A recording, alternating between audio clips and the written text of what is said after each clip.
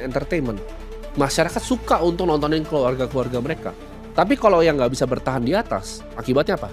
Market akan value mereka lebih rendah, paham nggak? Makanya artis itu berganti terus. Ya. Siapa yang bisa stay on top itu sulitnya minta ampun.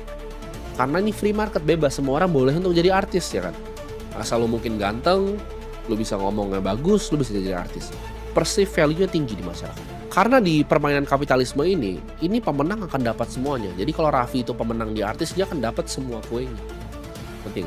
Kalau lu trader yang paling jago di market finansial, lu akan dapat semua kuenya. Kalau lu Ken Griffin Citadel, lu bisa dapat semua kuenya. Ya. Ini bukan seberapa keras lo bekerja. Kayak gue bilang tadi, OB itu kerja lebih keras lo mungkin. Dia bangun lebih pagi, ngangkatin galon, capek, bolak-balik. Tapi kenapa jurnalis yang cuma duduk bisa dapat uang lebih banyak? Sederhana.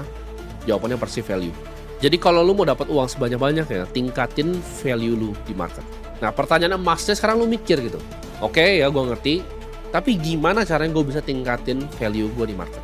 Jawabannya, kalau ini kan gue mau bilangnya kaya dari usia yang muda ya. Lu harus cari industri yang paling revolusioner untuk create sebuah value. Contohnya Rockefeller zaman minyak, kayak gue sering bilang Vanderbilt zaman dulu. Bill Gates dengan softwarenya, Airbnb. Lu harus di industri paling depan.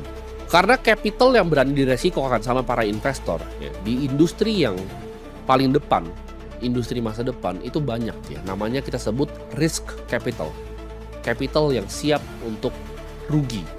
Mereka berani untuk betting the next Amazon, the next Microsoft besar ya.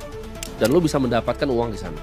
Gue kasih contoh usaha sederhana ya. Usaha ini akan gue pakai idenya yang gue miliki untuk kita bahas sampai akhir. Mau buat nih misalnya, ini video seperti ini ya. Permasalahan yang gue punya apa sekarang? Gue kalau mau ngedit short form, gue mesti minta editor potong. Tapi kalau lu bisa bikin AI yang perfect potongnya secara konteks dan teksnya nggak pernah salah, udah ada jedak-jeduknya, udah ada ini lengkap semuanya, lu lebih gampang fundraise untuk AI short form itu ya. Kalau lu mau capital raise nih, lu lebih gampang fundraise itu atau lebih gampang fundraise bisnis laundry? Jawabannya AI short form itu akan lebih gampang jauh.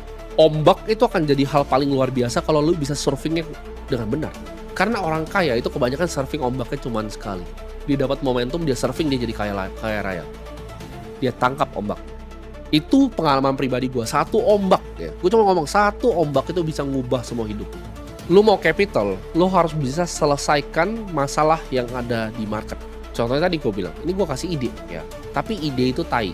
Semua itu tentang eksekusi.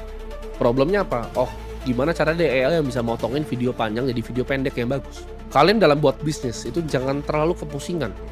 Dalam lu mencari masalah di market, jangan terlalu kepusingan untuk mencari ide. Fokus eksekusi.